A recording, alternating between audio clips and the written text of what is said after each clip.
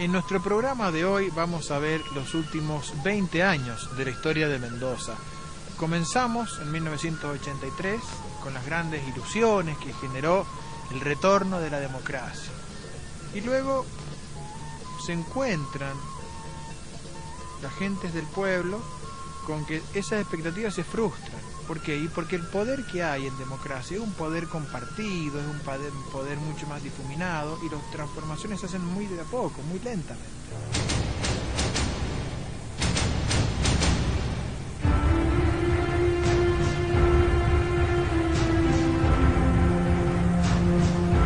La democracia regresa al país por el camino del liberalismo, tanto político como económico, que el país ha desandado en los últimos 20 años, yendo y viniendo por una senda de continuos avances y retrocesos.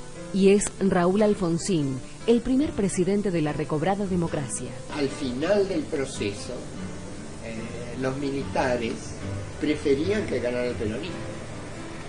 Es decir, Luder ya había dicho que por deplorable que fuera la amnistía, derogarla no servía para nada, porque el principio es que la ley que debe aplicarse es la ley más favorable al reo. Pero en general el doctor Alfonsín no tenía un sentido jurídico tan fino y decidió que la derogaba, y derogada quedó. Su gobierno se caracteriza por la consolidación de la democracia, que no podrá sin embargo curar las heridas que abre la inflación y una economía estancada. En 1989, otros aires se respiran en la Casa Rosada, con la llegada a la presidencia de Carlos Menem, quien gobernará, previa reforma constitucional, por 2 periodos consecutivos. Menem llegó en medio de una crisis, la crisis de la hiperinflación, que en parte él mismo agudizó, y acumuló un gran poder a partir de esa situación de crisis. Permanentemente se refirió al desastre que todo era cuando nosotros llegamos, de modo que podía decir que siempre lo que hacía era mejor, ¿no? Son tiempos de convertibilidad y privatización de las empresas del Estado. Ahora, yo le diría que Menem hizo una cosa prodigiosa. Tendría que tratar de buscar un adjetivo que no fuera elogioso, pero sí admirativo, de una enorme capacidad política que creo que él tiene, ¿no? Que es utilizar un movimiento político populista, como es el peronismo, para una gran transformación en sentido liberal y neoconservador, ¿no? Menem acentuó la pauta presidencialista, ¿no? Todo el trabajo de Alfonsín había sido fortalecer las instituciones republicanas, y Menem pasó olímpicamente por encima de ellas, ¿no es cierto? Eso forma parte también de su habilidad política, porque logró hacerlo sin que nadie protestara, ¿no es cierto? Yo creo que tenía un talento muy especial, ¿no?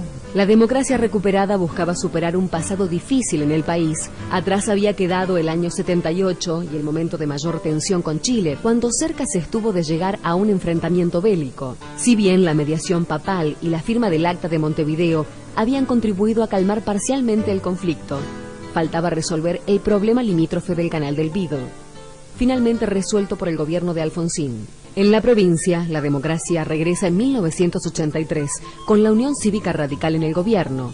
Santiago Felipe Llaver es electo gobernador. A partir de 1983, el retorno a la democracia significó también la posibilidad de recuperar la autonomía provincial.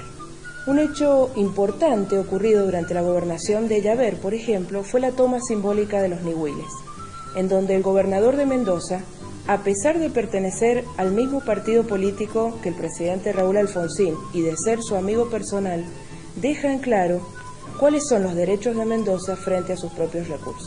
Y el gobierno cambiaba de color en 1987, con el triunfo del equipo de los mendocinos justicialistas, conducidos por José Octavio Bordón, a quien lo sucede Rodolfo Gabrieli, y a Arturo Lafalla. En 1999, y después de 12 años, el radicalismo vuelve al poder en la provincia, a través de una alianza con el Frepaso y la Roberto Iglesias.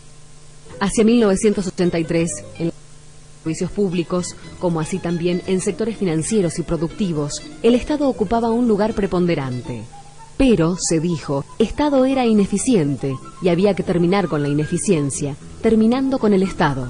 Entre las primeras privatizaciones que se ejecutaron se ubica el ferrocarril General San Martín, que pasó a la empresa INSA del Grupo Pescarmona, y el ferrocarril Belgrano, que nunca llegará a la estación privatizadora por falta de oferentes. Las privatizaciones de estas empresas dejaron mucha gente en la calle, y una de las consecuencias sociales importantes que tenía Mendoza y que tuvo el país es que al no haber un plan de reinserción de esa gente, muchos de los que ya tenían 45, 50 años prácticamente no volvieron a conseguir trabajo, con las consecuencias sociales y familiares que ya conocemos. La pérdida del tren dejó más de 3.000 desocupados y la aniquilación de varios pueblos que se desarrollaron al costado de las vías ferroviarias, como sucedió con Palmira y Monte Comán. Además de eso, que creo que a ojos vista el levantamiento del ferrocarril fue un grave error para el país, porque el ferrocarril en muchos países con grandes extensiones, como el caso de Argentina, es estratégico, y bueno, y lamentablemente nosotros perdimos el